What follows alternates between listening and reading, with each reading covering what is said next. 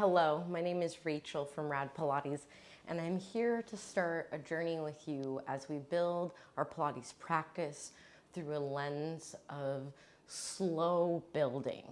And instead of pushing us to do some sort of a 30-day challenge, one that will likely foster shame or push us in a way that we might not be ready for, especially if we don't have that foundational practice. And oftentimes these challenges are very generalized in a way that doesn't leave opportunity for an individual to develop their preferences and really build a relationship with movement that will help them continue forward. So instead of some 30-day challenge, I recommend a slow build of learning Pilates over time, which means longer periods of time. Instead of saying, I want to learn Pilates in the next 30 days, let's say I want to learn Pilates over the next year. And then I want to continue my practice in years beyond that. And I say this because I've been doing Pilates since 2014, and I didn't feel the benefits to Pilates immediately because I was dealing with a lot of stress and anxiety and chronic pain. And I was also dealing with this need to achieve and to feel like I was doing really well in the class. I was pandering to a teacher. I was people pleasing. And it took me a while to feel comfortable in Pilates spaces and movement spaces to push back against what was being cued and focus on what was happening internally and externally with myself and deciding what my preferences were in movement and focusing more on a restorative and rehabilitative movement practice as opposed to making it look fancy or look like it does on social media.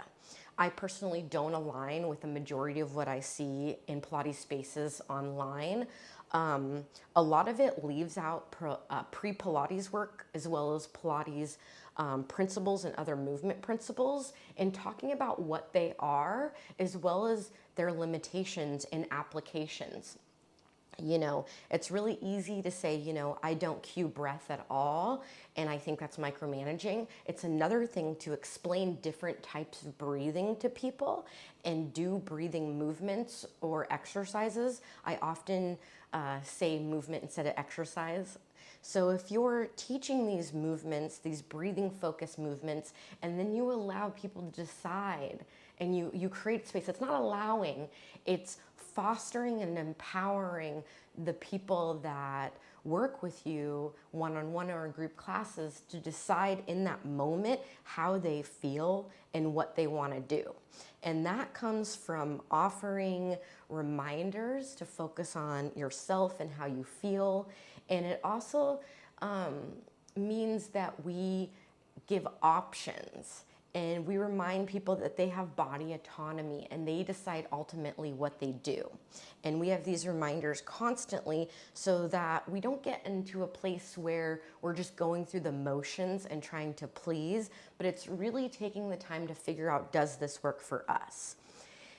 And I think it's important to mention that I have a comprehensive certification in Pilates. I'm contemporary trained by Balanced Body, and I've been teaching Pilates since 2016, mostly on all apparatus physically in a Pilates studio up until the pandemic, and then I started teaching online. And most of that has been live online, not pre-recorded. This pre-recorded moment for me is nerve-wracking. I'm not used to doing this. And I know through attempt and iteration, I will get better at this. And that can be applied to other things like a Pilates practice. We move through the discomfort, but not in a way where we ignore it. We move through the discomfort in a way where we recognize it and we figure out ways to work with it or do something else. For me, I did some diaphragmatic breath before I got started. We will be going to that into the next video when we talk about breathing.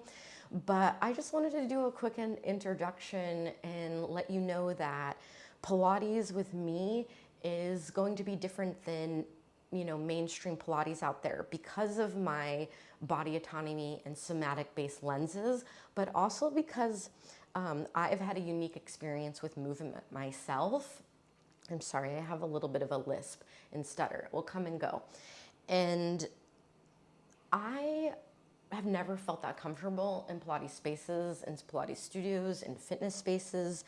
And being someone who thinks differently and learns differently, I want to bring an opportunity for people who are like me and might not see themselves in these spaces or may not feel like that's the right space for them to learn Pilates. This is an alternative option where we learn at a different pace and we have options and we decide what we want to do and we focus on what we enjoy over what we're told.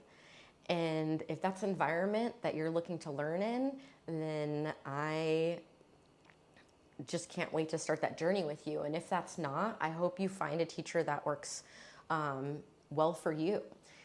Because ultimately, I believe that the mentors and teachers that we have can really empower or disempower our relationship with movement. So I want to be somebody to push you in a way that doesn't push you away from this work. I want to push you back to yourself. And that sounds cheesy. And it's going to get cheesy and awkward sometimes. It just will. And I'm accepting that. So yeah, the next video will be about breath, and you can join my Patreon to enjoy this full series over the coming months and slowly build your Pilates practice.